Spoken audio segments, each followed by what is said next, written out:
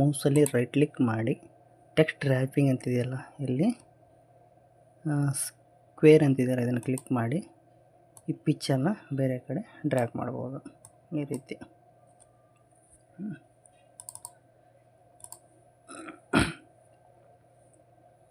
Next ಒಂದು second.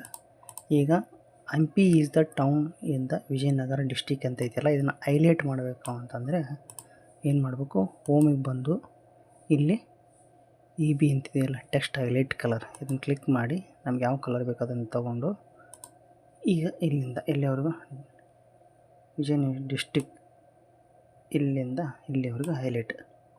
Okay. Next it is the famous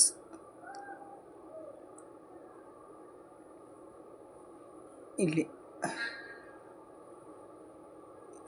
ಇದನ್ನು cut ಮಾಡಬೇಕು. ಕಟ್ ಮಾಡಿ ನಮಗೆ ಎಲ್ಲಿ ಬೇಕು ಅಂತಂದರೆ ಮತ್ತೆ ಪೇಸ್ಟ್ ಅನ್ಬೇಕು, ಇಲ್ಲಿ ಪೇಸ್ಟ್ ಆಗುತ್ತೆ.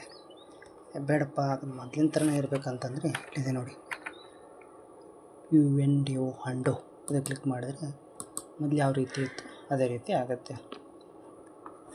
ಇಲ್ಲ ಅದೇ ರೀತಿ ಬೇಕು ವಾಪಸ್ ಅಂದರೆ ಮತ್ತೆ ಇಲ್ಲಿದೆ ರೀಡೋ ಅಂತ, ಇದನ್ನು ಕ್ಲಿಕ್ ಮಾಡಿದರೆ ಮತ್ತೆ ಹೆಂಗಿತ್ತು ಹಂಗಾಗಿರುತ್ತೆ. ನನಗೆ ಅಂಡೋ ಇರಲಿ, ಮೊದಲಿನ ಥರನೇ ಇರಲಿ.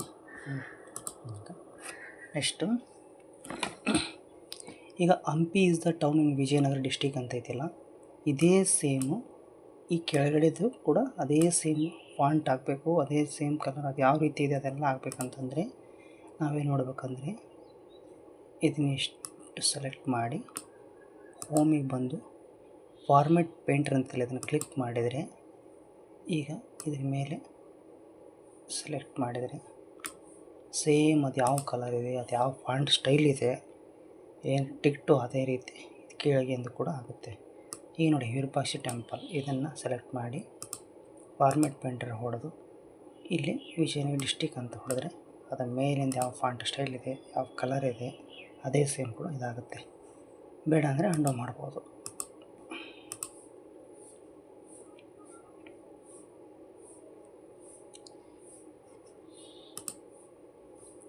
ಇಷ್ಟು